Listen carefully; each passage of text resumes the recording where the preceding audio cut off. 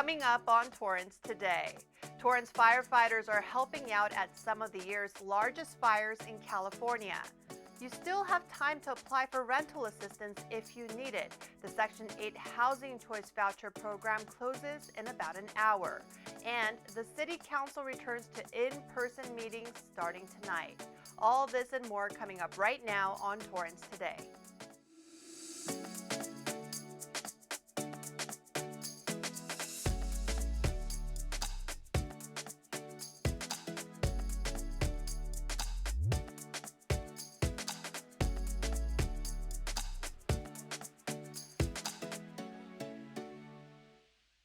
Welcome to Torrance Today. I'm Christine Lee. It's 4 p.m. on Tuesday, August 9th. I hope you're having a good day so far. Thank you so much for joining us. Here is our first story. A small group of Torrance firefighters are helping to contain two large fires burning in the northern parts of our state. They shared some pictures with us showing what it's like to be there. A couple of weeks ago, the Torrance Fire Department deployed a fire captain, a fire engineer, and a firefighter on an engine as part of a strike team assigned to the Oak Fire near Yosemite National Park.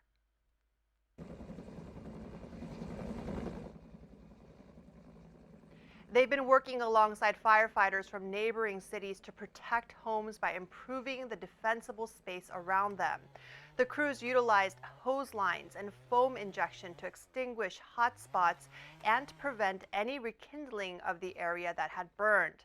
They also used chainsaws to cut down dangerous trees and overhaul smoldering stumps in the burned area. The crew was originally supposed to be there for 14 days, but got extended by another week when they got reassigned to the McKinney fire near the Oregon border earlier this month. We're told the strike team is working 24-hour operational shifts to improve containment lines and provide safety and property conservation.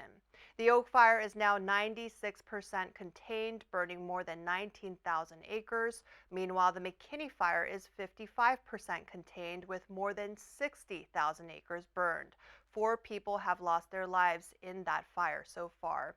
We're thankful to our firefighters for helping with some of the largest fires in our state this year and hope they're staying safe out there. If you are in need of rental assistance, you have a little less than an hour left to apply for the city's Section 8 Housing Choice Voucher program. The federally funded program assists low-income families, senior citizens, and disabled individuals with paying a portion of their rent. Scan the QR code or visit waitlistcheck.com/CA2481 to get more information and to apply.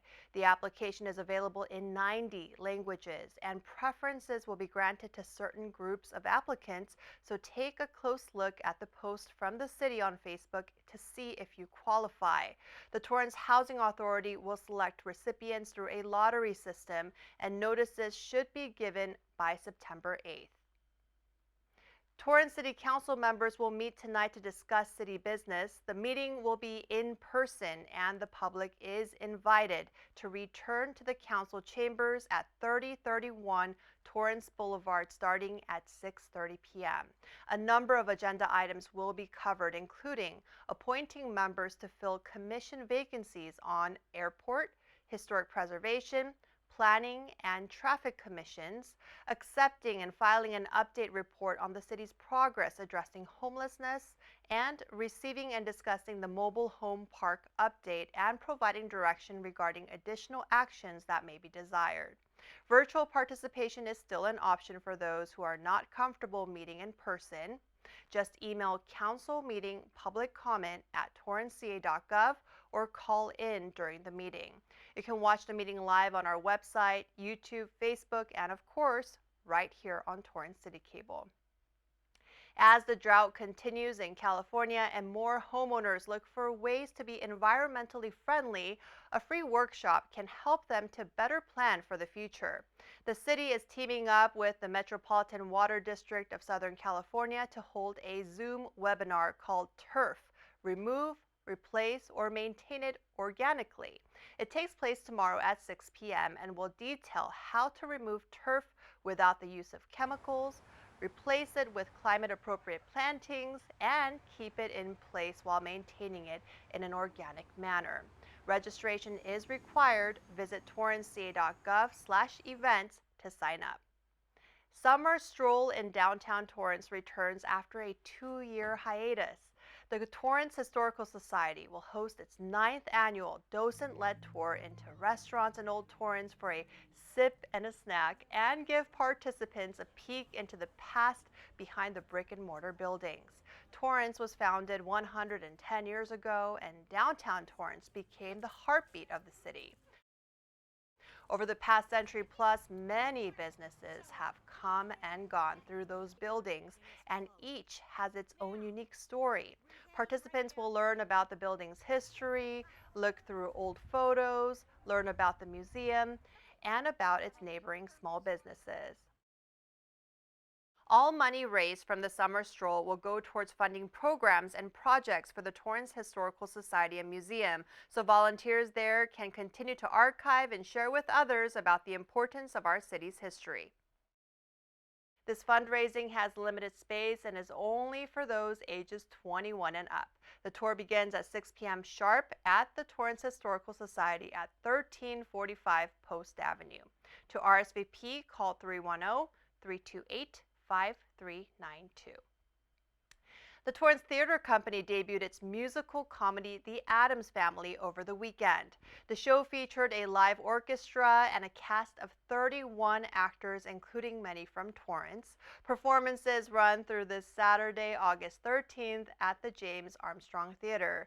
If you want to catch a special performance with a Q&A session after the show, come on out this Thursday. There will also be an audience costume contest with prizes, so attendees are encouraged to wear their best Addams Family looks. Tickets are available online. Visit torrancetheatercompany.com. You may have noticed that filling up your gas tanks has not been as painful as before, and that's because prices have been dropping for more than 55 straight days here in LA County.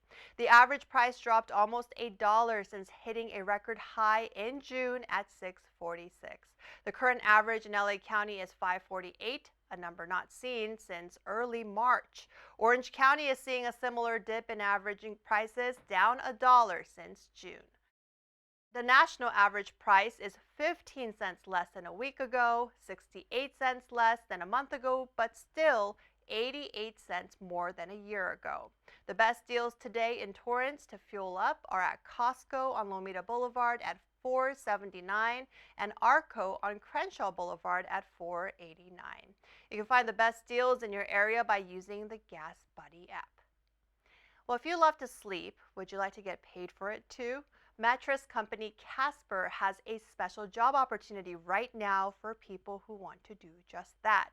It's looking to hire Casper sleepers to literally sleep in stores and in unexpected settings out in the world. They will also have to create social media content following their experiences as a professional sleeper. The ideal candidate will enjoy being able to wear pajamas to work, take advantage of limited free Casper products, and enjoy a flexible part-time schedule. Applications open this Thursday, August 11th, and Casper is looking for individuals who have an exceptional sleeping ability, a desire to sleep as much as possible, and the ability to sleep through anything. Omicron-specific vaccines could be available as early as this October. BioNTech announced this week that it expects to begin deliveries of 2 Omicron-adapted vaccines in just a couple of months. The company has been working with its partner Pfizer to develop different shots aimed at different Omicron subvariants. Booster campaigns using such upgraded shots are expected to increase in demand this fall, and BioNTech says both of their adapted vaccines would become available in time for those campaigns as long as regulators approve them.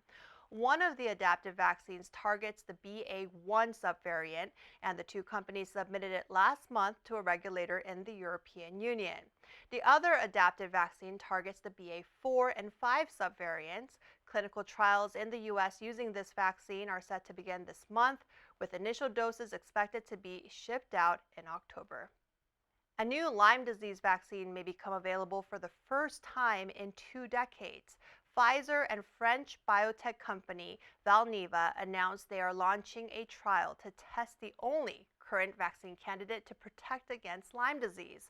According to the U.S. Centers for Disease Control and Prevention, almost 500,000 people may get Lyme disease in the U.S. every year. The only vaccine previously marketed in the country was discontinued in 2002 due to insufficient consumer demand. Ticks are responsible for spreading the bacteria that causes Lyme disease, and testing or diagnosing it can be difficult. Researchers are looking for 6,000 volunteers in the U.S. and Europe for the phase 3 trial of the vaccine. The study will enroll volunteers ages 5 and older across 50 sites where Lyme disease is regularly found, including in the U.S., Germany, Finland, and Sweden. Well, still ahead is Tribute Tuesday. We'll share a touching story about how a former city worker is being honored and remembered 3 years after his passing. We'll be back in 60 seconds. There is a road laid out for me. Boxes everywhere. And this is going to be Addie's room. I am blind, You really like it. I hope so. Yeah. I know this road is there for me. There is a love waiting. First night here, but Amy seems cool. The ways down by the river. I am blind, but I need not see. I got this. I know this road is there for me. Okay. If I'm really free, take me down to the river and wash me. Oh, oh, oh, oh.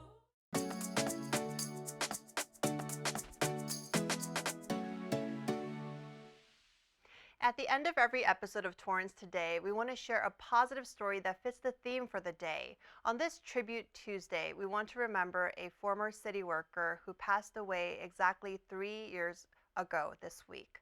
Philip G. Bradshaw began his career in 2013 as an environmental quality officer for the city's Community Development Department. In 2015, he was assigned to the Noise Abatement Office at the Torrance Municipal Airport Zamperini Field and was fondly known as the Noise Guy. He served as a liaison between the pilots and flight schools and the Noise Abatement Office. Bradshaw had a lifelong passion for flying, and his colleagues say he gained lots of knowledge over the years and was respected by both pilots and staff members. To remember him, the city held a tree dedication ceremony last Thursday at the airport. Both of his daughters attended the ceremony along with a number of city staff. They say while he is gone, he will never be forgotten. And his colleague also shared this special quote with us. To most people, the sky is the limit. To those who love aviation, the sky is home. Thank you so much for sharing this story with us. What a touching tribute. Well, that's our show for today. Let us know if you have a positive story to tell by emailing us at torrancetoday@torranceca.gov. Thank you for joining us. We'll see you back here tomorrow with more news from and for our Torrance community. Have a great day.